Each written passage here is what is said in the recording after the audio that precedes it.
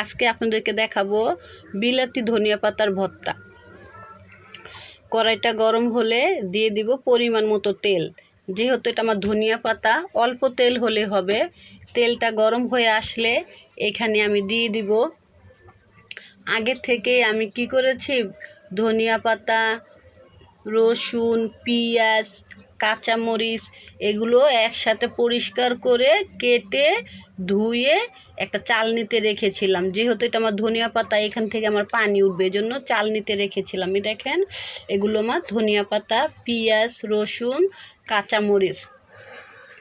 তারপরে পানি ঝরলে তেল গরম হয়ে আসলে দিয়ে দিব, দিয়ে ভালো করে নাড়াচাড়া করব।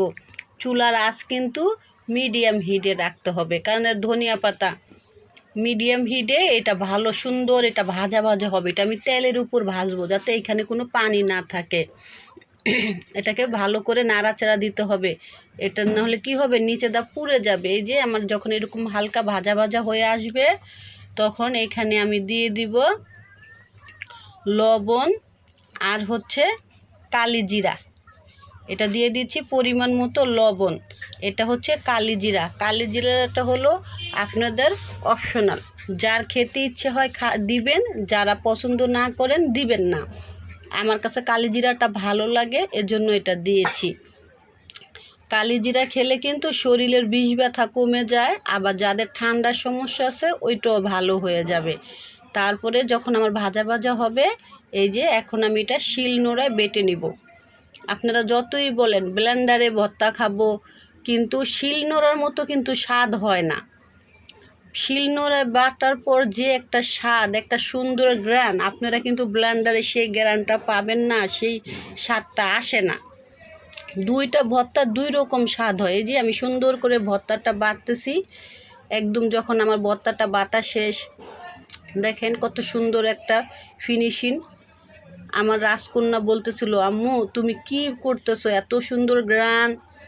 তারপরে রাজকন্যাকে বলছি, ঠিক আছে আম্মু, তোমাকে আমি ছেলেবেলায় ফিরিয়ে নিয়ে যাব, যখন আমার আম্মা পাটা এরকম ভর্তা করতো, এরকম পাটা মেখে ভাত আমাদেরকে খাইয়ে দিত।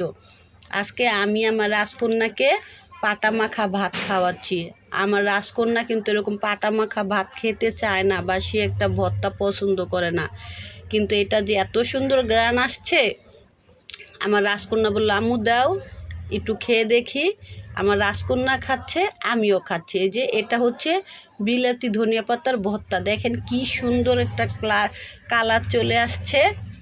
আপনারা যারা দুপুরবেলা গরম গরম ভাতের সাথে এটা খাবেন, খেয়ে বলবেন যে আমার ভর্তাটা কেমন হয়েছে। আর এই যে দেখেন, এই যে এগুলো হচ্ছে বিলাতি ধনিয়া পাতা। যে চিনেন তো ভালো, আর যে না চিনেন অবশ্যই এটা আপনারা দেখে নেবেন।